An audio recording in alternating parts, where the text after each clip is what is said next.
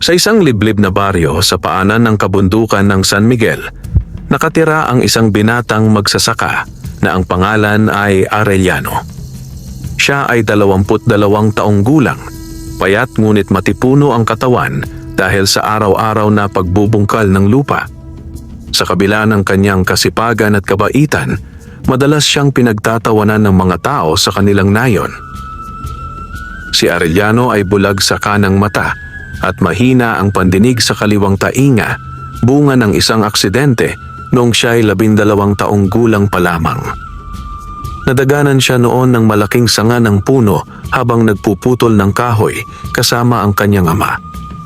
Mula noon, tila ba pati ang tadhana ay naging malupit sa kanya. Ang kanyang ama at ina ay parehong namatay sa sakit, kaya't siya na lamang ang naiwan sa maliit nilang kubo sa gitna ng palayan.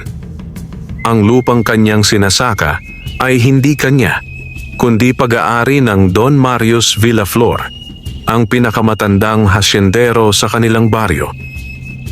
Si Don Marius ay kilala sa pagiging sakim at mapangmata. Sa tuwing pumupunta ito sa bukid upang maningil ng upa, palaging may kasamang mga tauhan na tila mga sundalo kung umasta. Arellano, mabagal ka pa rin kahit isang linggo ka nang nag-aararo. Paano mo mababayaran ang utang mo kung ganyan ka? Sigaw ni Ramon, anak ni Don Marius, isang lalaking palalo at laging nakangisi ng may pangungutya. Pasensya na Ramon, magalang na sagot ni Arellano habang pinupunasan ng pawis. Mag-isa lang kasi akong nagtatrabaho. Mahina rin ang pandinig ko sa kaliwa kaya minsan di ko naririnig agad ang tawag nyo. Ah, ganon? Palusot mo na naman yan. Kung hindi ka lang kawawa, matagal na kitang pinaalis sa lupang to. Sagot ni Ramon sabay tawa. Ang mga kasama nito ay natawa rin. At isa pa sa kanila ay nagsabing, bulag na nga sa isang mata, bingi pa sa kabila. Buti pa ang kalabaw mo, mas matalino pa. Ngunit sa halip na lumaban, ngumiti lang si Arellano. Hindi dahil mahina ang loob niya, kundi dahil ayaw niyang lumaki pa ang gulo. Ang mahalaga po, ginagawa ko ang lahat ng makakaya ko. Mahinahon niyang tugon. Sa tuwing umuuwi siya mula sa bukid, madalas ay tinutokso pa siya ng mga kabataan.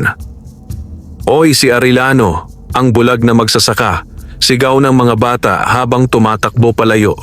Sa tuwing naririnig niya iyon, tila ba tinutusok ang kanyang dibdib. Ngunit pinipilit pa rin niyang ngumiti at magdasal. Isang hapon, matapos magtrabaho ng maghapon sa ilalim ng tirik na araw, pagod na pagod siyang umuwi. Bitbit ang kanyang lumang tabo at basyong lalagyan ng tubig, nadaanan niya ang isang matandang pulubi na nakaupo sa tabi ng daan. Ang lalaki ay marungis. May mahahabang buhok at balbas at tila nanghihina sa gutom at uhaw. Nene, bata, baka pwedeng makahingi ng kaunting tubig. Mahina ngunit malambing ang boses ng matanda. Nagulat si Arellano, ngunit agad niyang inilapit ang dalang banga. Sige po, inumin niyo lang. Malamig pa yan galing sa sapa. Kinuha ng pulubi ang banga at uminom ng marahan. Nang matapos ito, napatingin siya kay Arellano at ngumiti. Salamat, binata. Sa gitna ng init ng araw, may puso ka pa ring tumulong. Ngumiti si Arellano. Wala pong anuman. Tao lang naman tayo, dapat magtulungan. Biglang tumahimik ang paligid. Ang hangin ay tila huminto at ang mga dahon ng mga puno ay kumislot na parang may lihim na sigaw.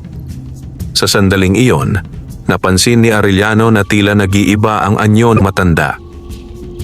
Ang mga maruming damit nito ay unti-unting naglaho, napalitan ng damit na yari sa gintong sinulid, at ang mukha nitong kulubot ay naging makinis at maningning. Ang kanyang mga mata ay kumikislap ng tila liwanag ng bituin. Diyos ko! Bulalas ni Arellano habang napaatras. Ano po kayo? Hindi mo kailangang matakot. Mahinahon ngunit makapangyarihan ang tinig ng matanda. Ako si Lacan Banlao, isa sa mga engkantong tagapangalaga ng kabundukan. Matagal na kitang minamasdan, Arellano. Engkanto? Halos pabulong niyang sambit. Bakit? Bakit po kayo nagpakita sa akin? Dahil nakita ko ang kabutihan mo, wika ni Lakan Banlaw. Sa kabila ng iyong kapansanan, hindi mo pinabayaang masira ang puso mo. Tumulong ka sa akin kahit akala mo isa akong pulubi. Marami sa tao ngayon ang lumalakad sa lupa, ngunit sarado ang puso. Ikaw, bagaman may kapansanan, ay may mata ng kaluluwa. Napaluha si Arellano. Hindi niya alam kung anong sasabihin. Ako po'y isang hamak na magsasaka lamang. Wala akong ambisyon kundi mabuhay ng marangal. Ngumiti si Lakan Banlaw. Mula sa araw na ito, hindi ka na magiging kagaya ng dati. Ako'y mag-iiwan sa iyo ng biyaya ng kalikasan. Ngunit bago iyon, pagagalingin muna kita. Bago pa makapagsalita si Arellano, itinapat ng engkanto ang palad nito sa kanyang mukha. Isang malamig ngunit masarap na pakiramdam ang dumaloy mula sa kanyang noo pababa sa kanyang puso. Naramdaman niyang tila may liwanag na dumadaloy sa kanyang mga ugat, at nang iminulat niya ang kanyang mga mata, malinaw na niyang nakikita parehong mata ay gumaling. Hindi maaari. Nakikita ko na po. Nakikita ko ang lahat. Halos hindi makapaniwalang sigaw ni Arellano. Ngumiti si Lakan Banlaw. Hindi lamang iyan. Ang iyong pandinig ay magaling na rin. Ngunit tandaan mo, Arellano, ang tunay na kayamanan ay hindi nasusukat sa ginto, kundi sa kung paano mo ito ginagamit para sa kabutihan. Pagkasabi nito, biglang lumiwanag ang paligid. Nang dumilat si Arellano, wala na ang engkanto. Tanging ang malamig na simoy ng hangin at ang mga ibong umaawit ang naiwan. Pag-uwi niya sa bahay, parang bagong tao siya. Nakikita niya ang bawat detalye ng paligid, ang mga dahon ng saging, ang mga punong niyog, ang mga ibon sa himpapawid. Sa unang pagkakataon matapos ang maraming taon, nakikita niyang muli ang kulay ng mundo. Ngunit sa kanyang puso, alam niyang ang pagpapakitang iyon ng engkanto ay simula lamang ng isang malaking pagbabago sa kanyang buhay, isang paglalakbay mula sa pagiging hamak na magsasaka tungo sa isang pinagpala ng kalikasan. Kinabukasan, nagising si Arellano na tila isang panaginip lamang ang lahat. Ngunit nang tumingin siya sa salamin, isang luma at basag na salaming nakasabit sa pader, tumigil ang kanyang paghinga sa gulat. Ang kanyang kanang mata, na dati kulay puti at wala ng paningin, ay muling kumikislap sa liwanag. Ang kanyang pandinig, na dati mahina, ay nakakakuha na ngayon ng tunog kahit malayo. Ang huni ng mga maya, ang hampas ng hangin sa dahon, pati na ang pagtunog ng kaldero sa bahay ng kapitbahay. Diyos ko, napabulong siya habang lumuhod sa sahig. Salamat po sa himala. Salamat po, Lakan Banlaw. Buong araw siyang nagtungo sa bukid upang magtrabaho. Habang umaararo, napansin niyang tila mas mabilis siyang kumikilos at ang mga tanim na dati halos hindi tumubo ay biglang nagkaroon ng sariwang anyo. Ang mga palay ay tila kumikintab at kahit ang lupa ay parang mas buhay at madali ng bungkalin. Bakit ganito? Bulong niya sa sarili. Parang may kakaibang lakas ang mga kamay ko. Habang nagbubungkal, nakakita siya ng maliit na buto na kulay gintong dilaw. Tila kumikislap ito kahit natatabunan ng lupa. Agad niya itong kinuha at inilagay sa kanyang bulsa. Ngunit bago pa siya makatayo, narinig niyang muli ang boses ng engkanto sa hangin. Iyan ang buto ng biyaya, Arellano. Wika ng tinig. Itanim mo iyan sa gitna ng iyong bukid sa oras ng dapit hapon. Tubig lang at panalangin ang kailangan mo. Sa tamang panahon, ito ang magbubunga ng pagbabago sa iyong buhay. Tumango si Arellano kahit walang nakikita. Sinunod niya ang utos. Nang lumubog ang araw, Nagtungo siya sa gitna ng bukid, nagdasal at itinanim ang gintong buto. Makalipas ang 3 araw, nagulat siya sa kanyang nakita. Isang punong ginto ang tumubo sa gitna ng kanyang taniman. Hindi ito ordinaryong puno sapagkat ang mga dahon ay tila gawa sa purong ginto at ang bunga ay bilog na parang perlas na kumikislap sa liwanag ng araw. Dahil sa takot na baka makita ng mga taga-baryo, tinabunan ni Arellano ng mga sanga at dahon ang paligid ng puno. Tuwing gabi, palihim siyang bumibisita roon upang pagmasdan ang kakaibang kagandahan nito. Isang gabi, habang nakaupo siya sa ilalim ng puno, biglang lumitaw si Lakan Banlaw, ang engkanto na nagpagaling sa kanya. "Hindi mo kailangang itago sa akin ang iyong takot," wika ng engkanto. "Alam kong natatakot kang malaman ng iba." "Opo," sagot ni Arellano. "Baka po agawin nila ito o baka po isipin nilang isa akong mangkukulam." Ngumiti ang engkanto. "Ang punong iyan ay tanda ng iyong kabutihan. Hindi ito kayamanan na dapat ipagyabang, kundi biyayang dapat gamitin sa kabutihan ng iba." Tumingin si Arellano sa engkanto. "Ngunit paano ko po ito magagamit ng tama?"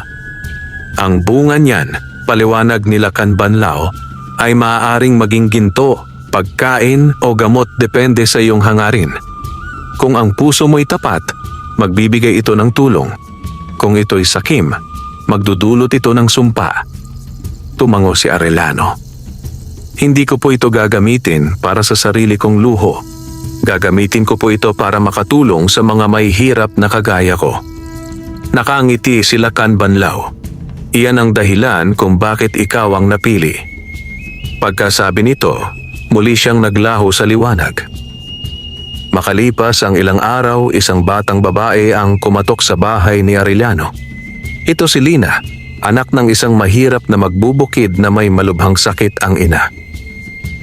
"Kuya Arellano," hikbi ng bata. "Maawa po kayo. Wala na pong makain si nanay. Ilang araw na po siyang nilalagnat." Hindi nagdalawang isip si Arellano. Agad siyang tumakbo sa bukid, pumitas ng 3 gintong bunga mula sa mahiwagang puno at binigay ito kay Lina. "Pakuluan mo ito at ipainom sa nanay mo," anya. Kinabukasan, bumalik si Lina, tuwang-tuwa at umiiyak sa saya. "Kuya!" Gumaling si nanay, parang hindi siya nagkasakit at may natirang butil sa palay namin. Parang gintong buto rin. Napangiti si Arellano. Alam niyang iyon ay tanda ng pagpapala ni Lakan Banlaw. Dahil sa kabutihang iyon, kumalat ang balita tungkol kay Arellano. Sa una ay walang naniniwala, ngunit nang makita nilang gumagaling ang mga may sakit na lumalapit sa kanya, unti-unting nagbago ang tingin ng mga tao. Maging si Ramon, ang anak ni Don Marius, ay nagulat nang makita ang pagbabago sa bukid ni Arellano. "Hindi maaari. Paanong nagkaroon ng ganitong ani ang bulag na yon?" Sigaw niya habang nakatingin sa malawak at luntiang palayan ni Arellano. "Baka may nilapastangan siyang diwata," sabi ng isa sa mga tauhan ni Ramon. "O baka may agimat." Ngunit sa likod ng kanilang mga pagdududa, lalong lumago ang buhay ni Arellano. Ang dating kubo niya ay pinagtulungan ng mga kapitbahay na ayusin. Ang dating kaaway, ngayoy humihingi ng payo. Ngunit sa puso ni Arellano, alam niyang hindi iyon ang wakas. Sa bawat biyayang dumarating, nararamdaman niyang may paparating na panganib. Isang pagsubok na magpapatunay kung gaano katatag ang kanyang kabutihan. Makalipas ang ilang linggo, tuluyang nakilala si Arellano bilang ang pinagpalang magsasaka sa baryo ng San Miguel. Ang dati niyang maliit na taniman ay ngayoy mayaman sa ani.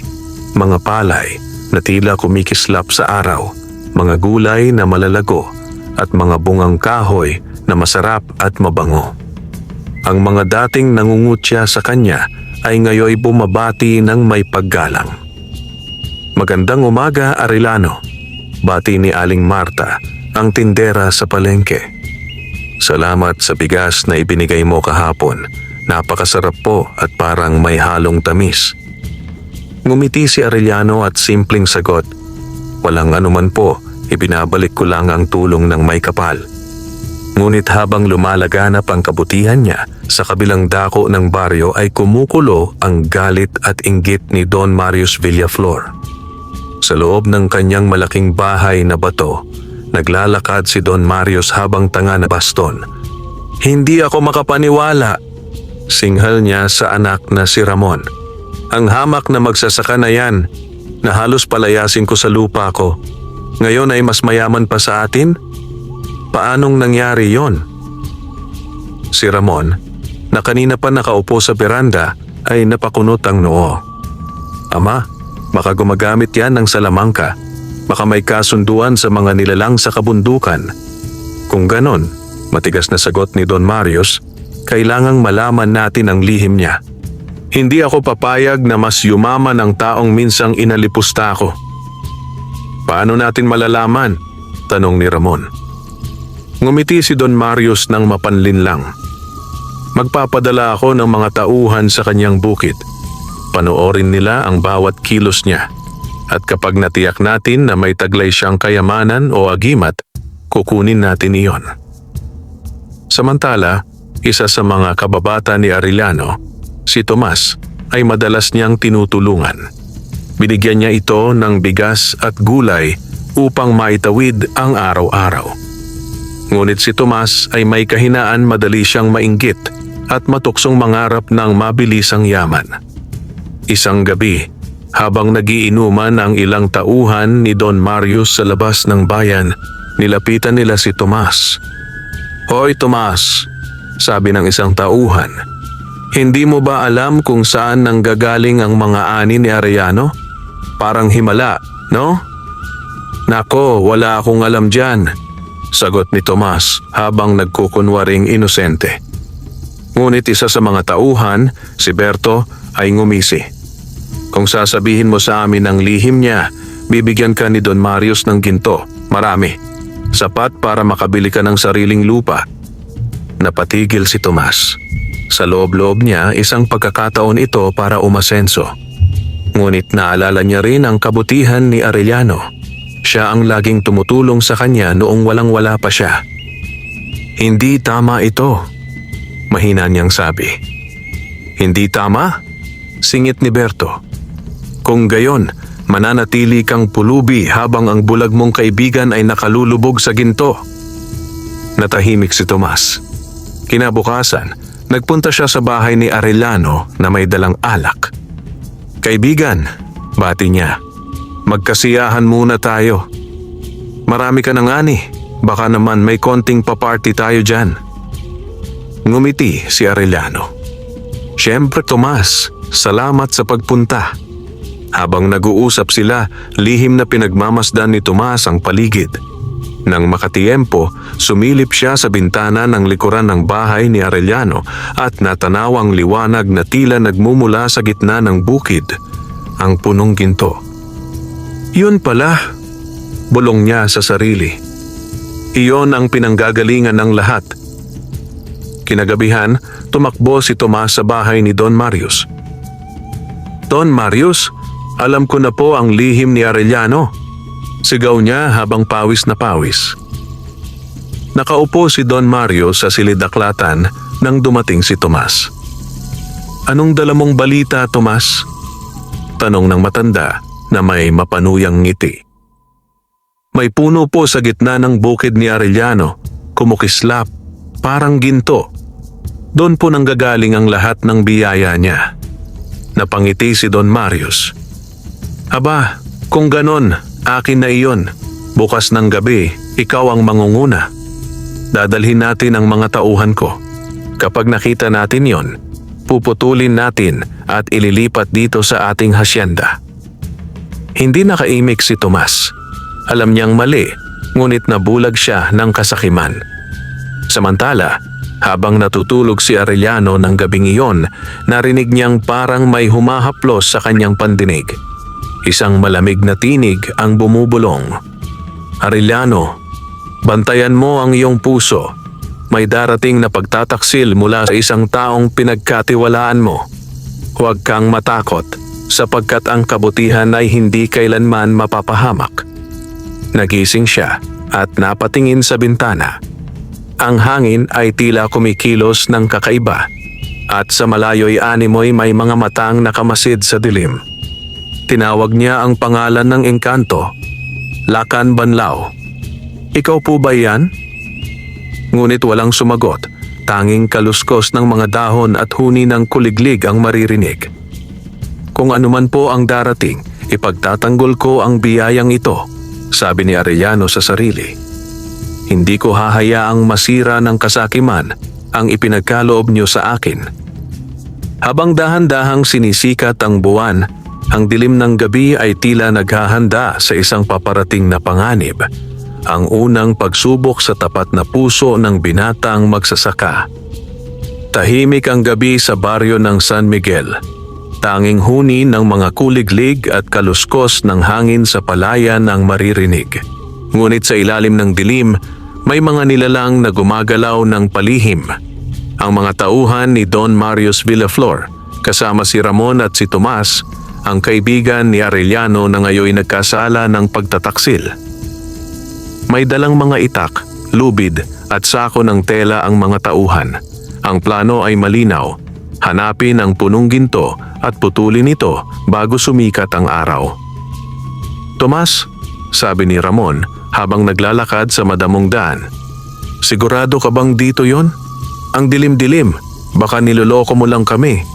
Sigurado ako, sagot ni Tomas. Pilit itinatago ang kaba. Mula sa bahay ni Arellano, dumaan lang tayo sa may palayan, tapos makikita natin yung liwanag na parang apoy sa gitna.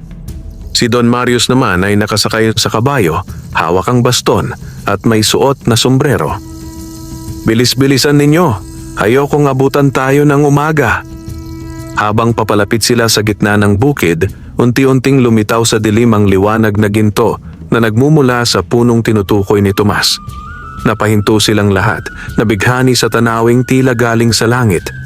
Diyos ko, bulong ng isa sa mga tauhan. Parang gawa ng mga diwata.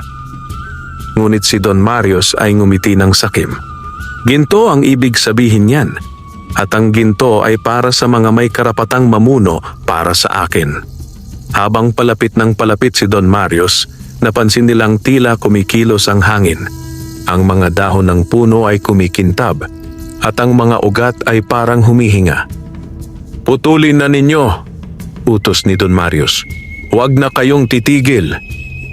Isa-isang lumapit ang mga tauhan, itinaas ang mga itak at sabay-sabay na tumaga.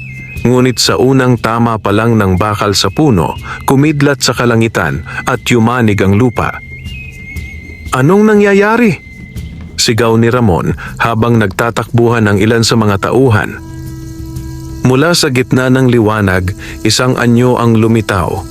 Ang engkantong si Lakan Banlaw, nakasuot ng gintong balabal at may mga matang nagliliyab sa galit. Sino ang mga lapastangan sa banal na biyayang ito?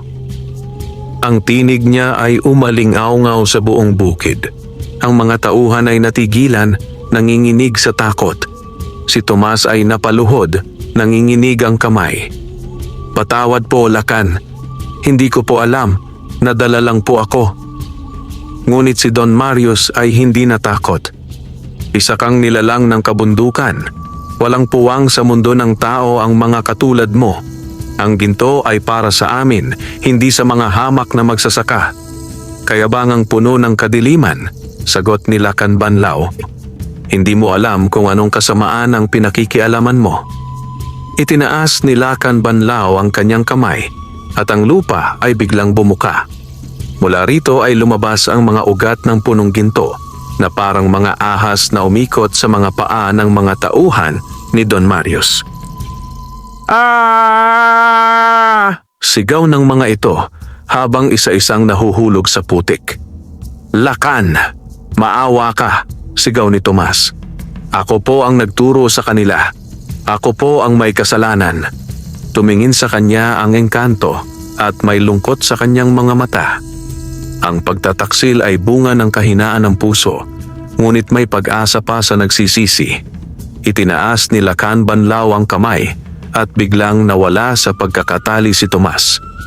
Ngunit ang mga tauhan ni Don Marius ay tinablan ng sumpa. Ang kanilang balat ay unti-unting nagdilim na parang pinaghalo sa lupa hanggang sila'y naging mga bato na hugis tao. Si Don Marius at Ramon ay tumakbo palayo, ngunit bago pa makalayo, isang malakas na ihip ng hangin ang pumigil sa kanila. Don Marius Villaflor, wika ng engkanto, mula sa araw na ito, mawawala sa iyo ang lahat ng kayamanang pinagmulan ng kasakiman mo. At sa isang iglap, nagdilim ang paligid. Nang dumilat sila, nasa kanilang hacienda na sila, ngunit ang buong bahay ay nangitim, nagiba, at nasunog ang mga anit kayamanan. Samantala, nagising si Arellano mula sa kanyang mahimbing na tulog. Naramdaman niyang may kakaibang enerhiya sa paligid, kaya't nagmadali siyang nagtungo sa gitna ng bukid. Pagdating niya roon, nakita niya si Tomas na nakaluhod, umiiyak, at sa paligid ay mga batong hugis tao, ang mga tauhan ni Don Marius. "Tomas, anong nangyari dito?" Umiiyak si Tomas. "Arellano, patawarin mo ako. Ako ang nagturo sa kanila kung saan mo tinanim ang punong ginto. Gusto ko lang ng kayamanan, pero hindi ko alam na ganito ang mangyayari." Tahimik lang si Arellano. Tumingala siya sa kalangitan at nagsabing, "Lacan Banlao, kung naririnig mo ako, sana po patawarin niyo ang aking kaibigan." Nadala lang siya ng kahinaan. Sa paglipas ng ilang sandali, bumaba ang isang malamig na simoy ng hangin. Narinig nila ang tinig ni Lacan Banlao. "Arellano, ang kabutihan mo'y hindi ko malilimutan. Ang punong ito'y mananatili sa iyong lupa, ngunit tatakpan ko ito ng ulap upang hindi makita ng iba. Samantalang si Tomas ay aking bibigyan ng pagkakataon upang magsisi. Siya ay mabubuhay, ngunit kailangang maglingkod sa iyo bilang katiwala ng iyong lupain." Napayuko si Tomas sa pagluha. "Salamat po, Lacan. Salamat, Arellano." Ngumiti si Arellano at tinapik ang balikat ng kaibigan. "Ang mahalaga, natuto ka. Wala nang mas dakila pa sa kapatawaran." Kinabukasan, kumalat ang balita sa baryo. Naghirap si Don Marius, nasunog ang hacienda, at nawalan ng lahat ng ari-arian. Samantala, si Arellano ay lalong pinagpala, ngunit hindi siya nagyabang. Bagkus, itinayo niya ang malawak na sakahan para sa mga mahihirap, kung saan walang singil at lahat ay pantay-pantay. At sa gitna ng bukid, nakatago sa ulap ang punong ginto, patuloy na nagbibigay ng biyaya sa mga taong may pusong dalisay. Lumipas ang ilang buwan mula nang maganap ang pagsubok sa punong ginto. Unti-unting bumalik ang katahimikan sa baryo ng San Miguel. Ang mga tao ay muling naging masigla. Marami na ang nagtatrabaho sa mga sakahan ni Arellano, at dahil sa kanyang kabutihang loob, walang nagugutom, walang pinagtatawanan, at walang inaapi. Ang dating hamak na binatang bulag ay ngayoy kilala bilang simbolo ng pag-asa, hindi dahil sa kayamanang kanyang taglay, kundi sa kababaang loob at kabutihan ng kanyang puso. Tuwing umaga, makikita si Arellano na nagtuturo sa mga batang magsasaka kung paano magtanim ng may malasakit sa kalikasan. "Ang lupa ay may buhay," paliwanag niya. "Kapag inalagaan mo ito, aalagaan ka rin nito." Si Tomas, na ngayoy tunay nang nagsisisi, ay naging kanyang katuwang. Araw-araw silang nagtutulungan sa pangangasiwa ng sakahan, at madalas ay sila mismo ang nagbibigay ng libreng palay at gulay sa mga mahihirap na pamilya. Ngunit sa kabila ng kasiyahan, may kakaibang pakiramdam si Arellano tuwing gabi. Sa bawat pagsikat ng buwan, tila naririnig niya ang tinig ng engkantong si Lacan Banlao. Tinatawag siya mula sa hangin at sa alon ng mga dahon. Isang gabi, habang siya ay nag-iisa sa bukid, Muling bumaba ang malamig na simoy ng hangin. Ang mga ulap ay nagkahiwa-hiwalay at sa gitna ng liwanag ng buwan, muling lumitaw si Lakan Banlaw, ang engkantong nagbago ng kanyang kapalaran. Magandang gabi sa iyo, Arellano. Wika ng engkanto na may ngiting mapayapa.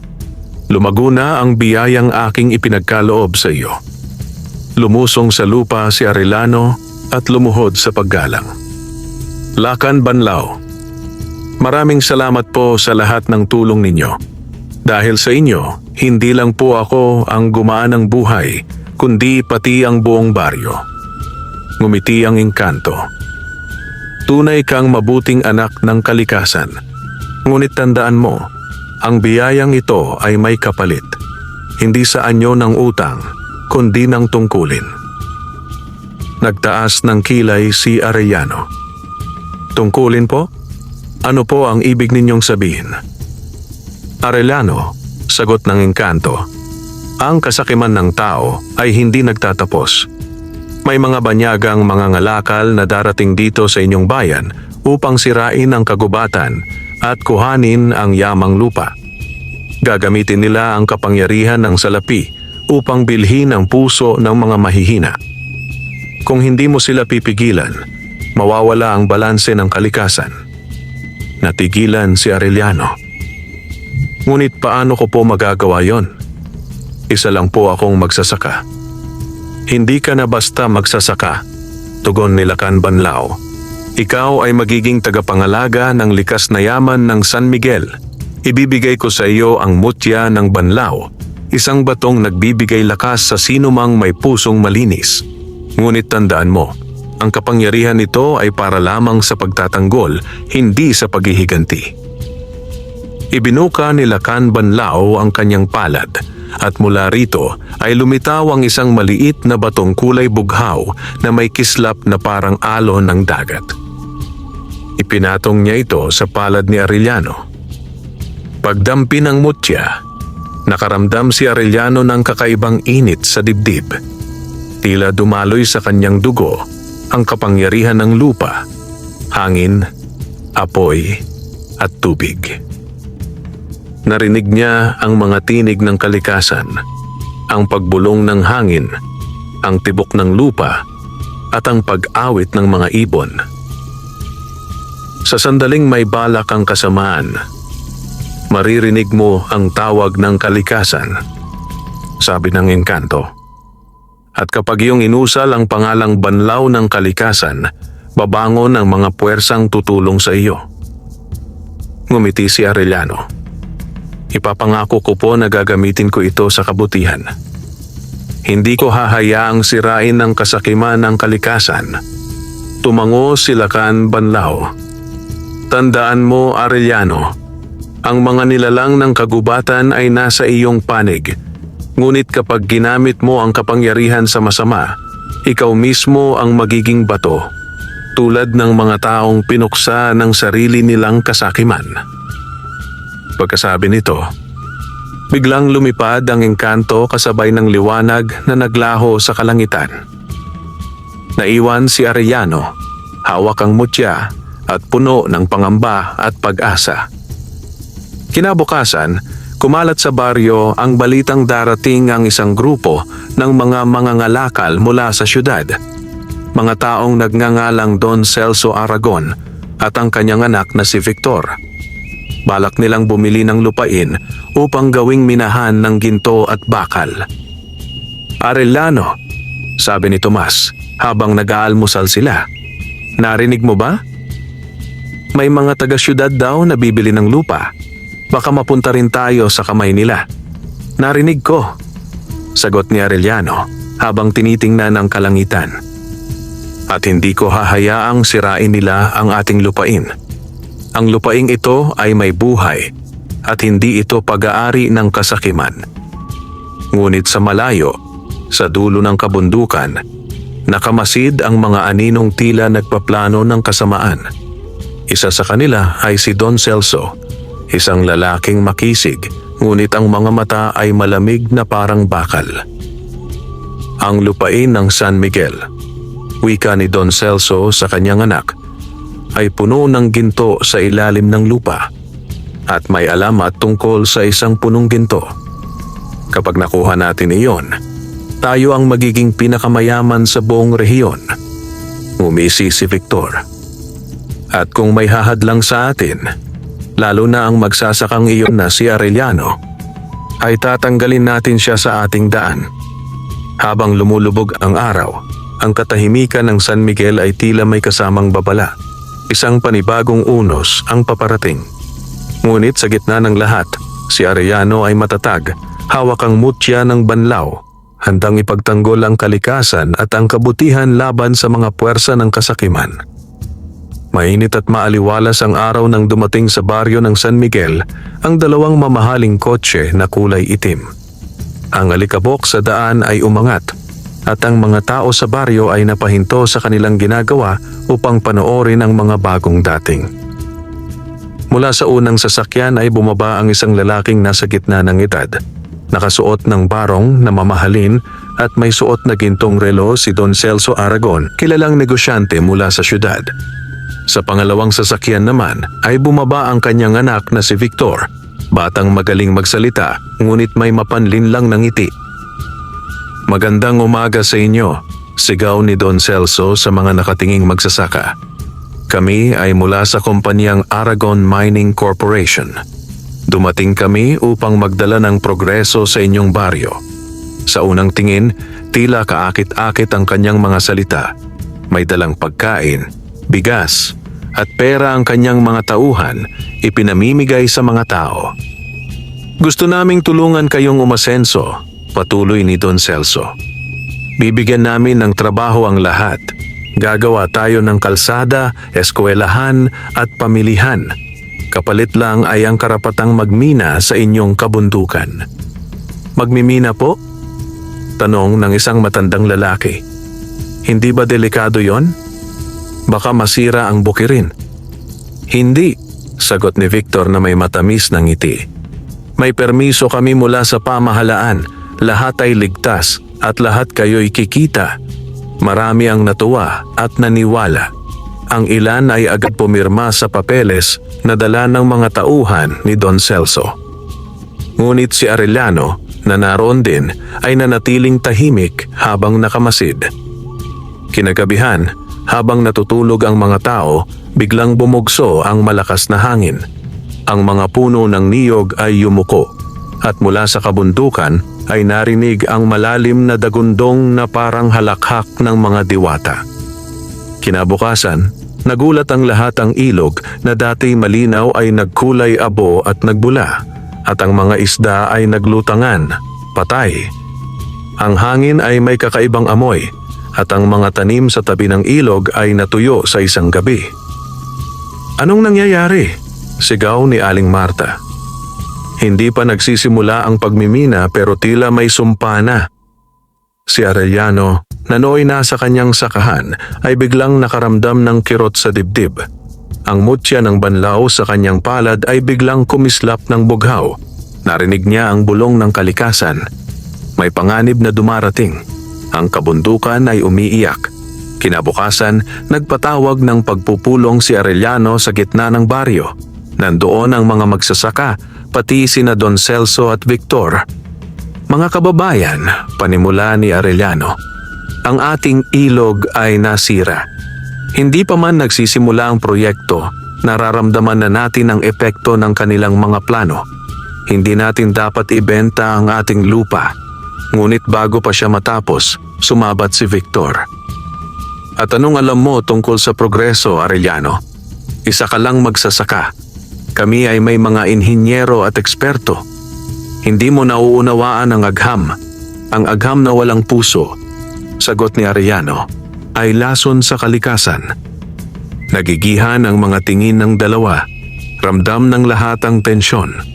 Si Don Celso ay lumapit at may mapanlinlang ng ngiti. Kung ayaw mo, Arellano, huwag kang sumali. Pero huwag mong pigilan ang iba. Wala kang karapatang diktahan ang desisyon ng buong baryo. Wala akong intensyong diktahan, tugon ni Arellano. Ngunit ako'y magtatanggol. Ang lupaing ito ay may buhay at hindi ito pag-aari ng sinuman. Pagkalipas ng ilang araw, nagsimula na ang paghuhukay sa paanan ng bundok. Malalakas ang makina at ang mga puno ay isa-isang pinuputol. Ang mga hayop sa kagubatan ay nagtakbuhan at ang mga ibon ay umalis patungo sa mas malalayong lugar. Habang pinagmamasdan ni Arellano ang lahat mula sa malayo, tumulo ang kanyang luha. Hinawakan niya ang mutya ng banlaw at bigla itong kumislap. Sa di kalayuan, ang mga ugat ng punong ginto ay gumalaw na parang buhay. At mula sa lupa ay sumingaw ang malamig na hamog na bumalot sa buong bundok. Banlaw ng kalikasan. Bulong ni Arellano. Ipagtanggol mo ang iyong tahanan. Biglang nagdilim ang langit at bumuhos ang malakas na ulan. Ang mga makina ay nasiraan at ang lupa ay naging maputik na parang bumabalik sa pagiging buhay. Nagkagulo ang mga manggagawa. "Don Celso, tumigil na po tayo," sigaw ng isa sa kanila. "Parang may nanggagaling na tubig mula sa ilalim." Ngunit si Don Celso ay sumigaw, "Hindi tayo titigil. Kayamanan ang nakatago rito. Magpatuloy kayo." Habang patuloy ang ulan, unti-unting lumitaw mula sa hamog ang mga nilalang ng kagubatan, mga duwende, tikbalang, at diwata na nakatago sa loob ng mga puno. Isa sa kanila ay ang diwata ng ilog, si Marilag, na lumapit kay Arellano. "Tagapangalaga ng banlaw," wika ni Marilag, "ang kasamaan ay umuusbong. Ngunit hindi pa huli. Kailangan mong patigilin ang pagmimina bago magising ang diwatang natutulog sa puso ng bundok." "Natutulog na diwata?" tanong ni Arellano. "Oo," sagot ni Marilag. "Ang diwatang iyon ay tagapangalaga ng balanse. Kapag siya'y nagalit, lulunurin niya sa baha ang buong baryo, mabuti man o masama." Napatigil si Arellano at sa kanyang dibdib ay tumibok ang mutya, mas mainit kaysa dati. Alam niyang simula iyon ng isang malaking laban, hindi lamang laban sa kasakiman ng tao, kundi sa galit ng kalikasan mismo. Ang langit ay nagdilim ng walang babala. Mula sa tuktok ng bundok ng San Miguel, unti-unting bumigat ang hangin at bumagsak ang ulan na parang buhos ng galit.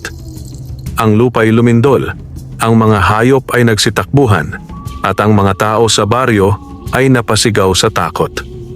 Sa gitna ng kaguluhan, nakatayo si Arellano, hawak ang mutya ng banlaw na kumikislap ng bughaw at berde, tila may sariling buhay. Sa kanyang paligid, nagsisimula ng gumuho ang lupa at nagkakabitak-bitak ang mga palayan.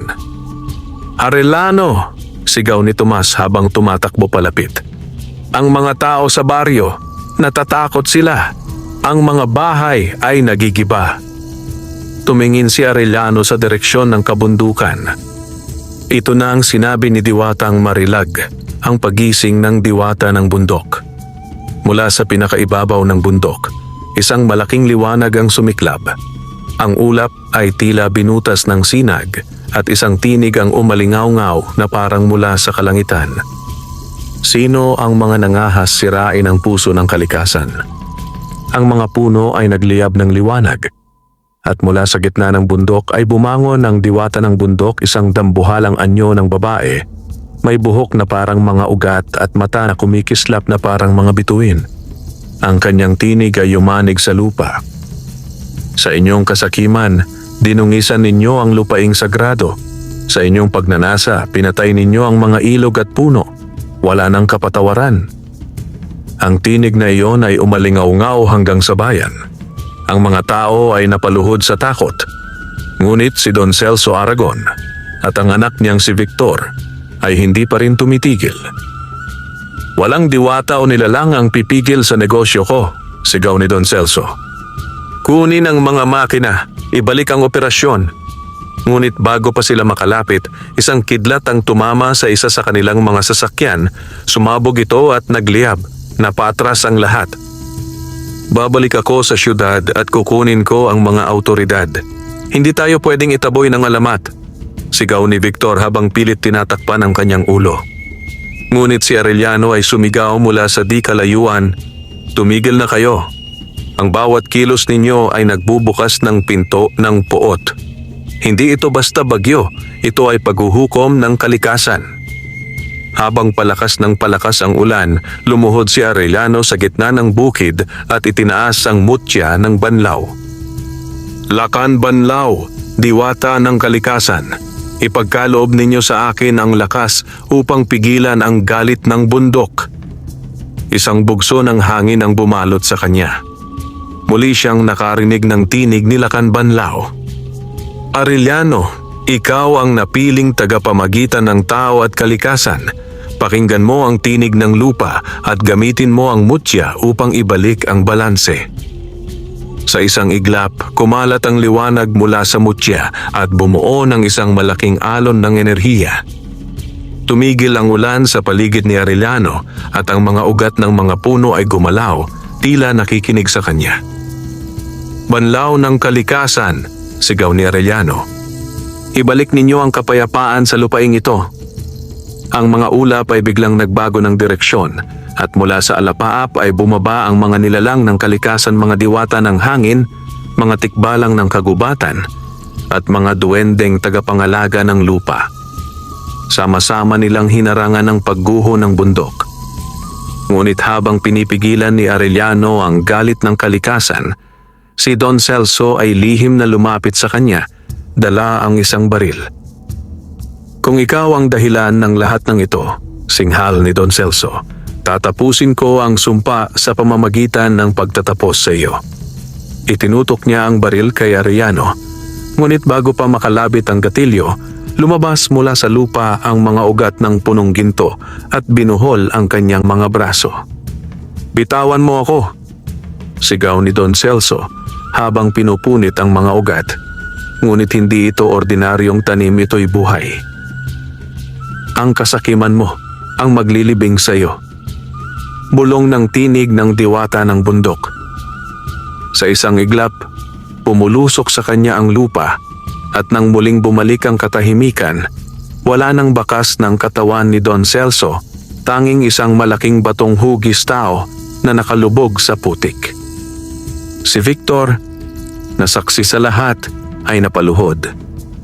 "Patawarin niyo ako," sigaw niya. Hindi ko alam na ganito ang magiging kapalit." Lumapit si Arellano at itinapat ang mutya sa kanya.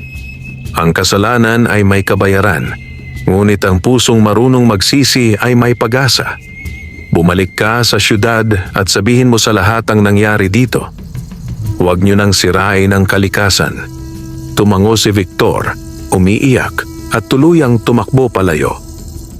Matapos ang labanan, unti-unting tumigil ang ulan. Ang langit ay luminaw at ang diwata ng bundok ay muling nagsalita. "Arellano, dahil sa iyo kabutihan at tapang, naibalik mo ang balanse. Ngunit huwag mong kalilimutan, habang may tao sa lupa, kailangang may tagapangalaga ng kalikasan." Ngumiti si Arellano. "Kung iyon po ang tungkulin ko, buong puso kong tatanggapin." Mula sa kalangitan, bumaba ang liwanag na bumalot sa kanya.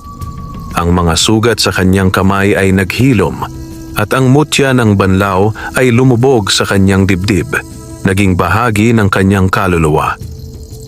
"Ngayon," sabi ni diwata ng bundok, "ang iyong puso ay bahagi na ng kalikasan. Kapag may tumawag sa ngalan ng lupa, maririnig mo iyon."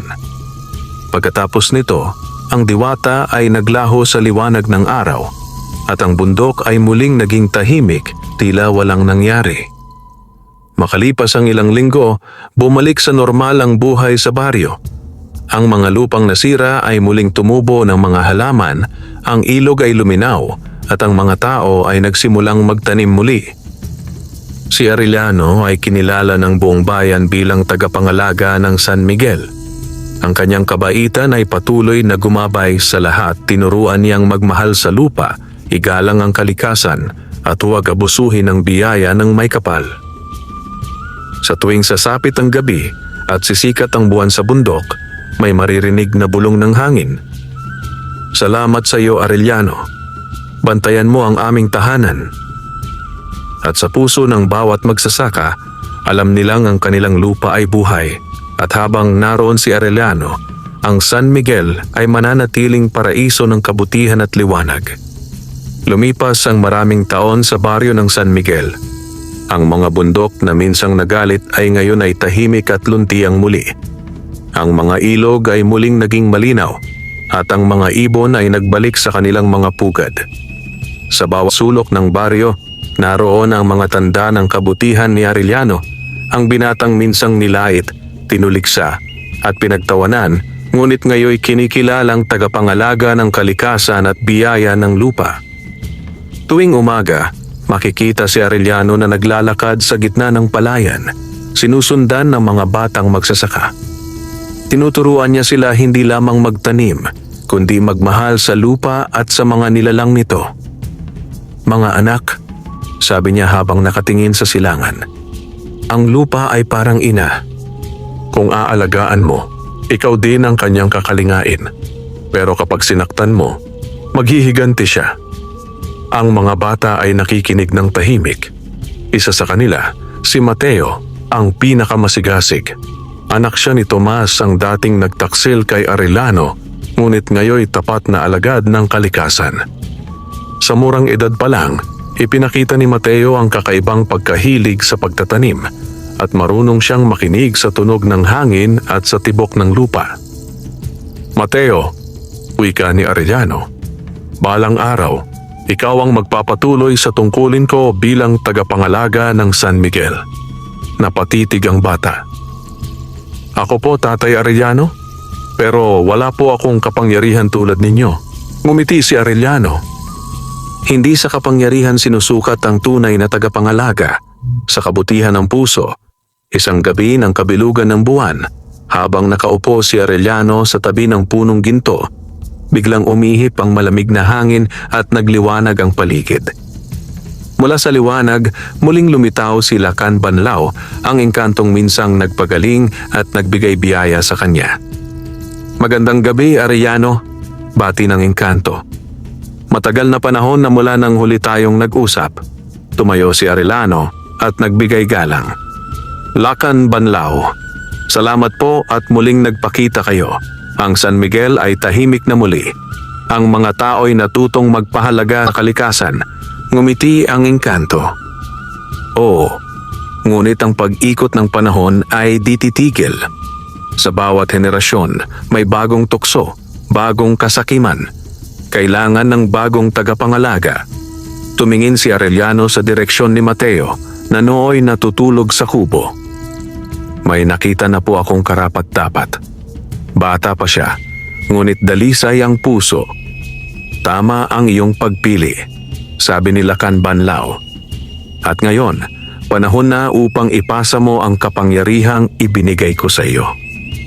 Inilabas ni Lacan Banlao ang kanyang kamay at mula sa dibdib ni Arellano ay lumabas ang mutya ng Banlao, kumikislap ng bughaw at berde, tila may sariling buhay. Umangat ito sa hangin at dahan-dahang lumipad patungo sa katawan ng batang si Mateo. Pagdampi ng liwanag sa noo ng bata, nagising ito at agad lumapit sa kanila. Tatay Arellano? Ano po yon?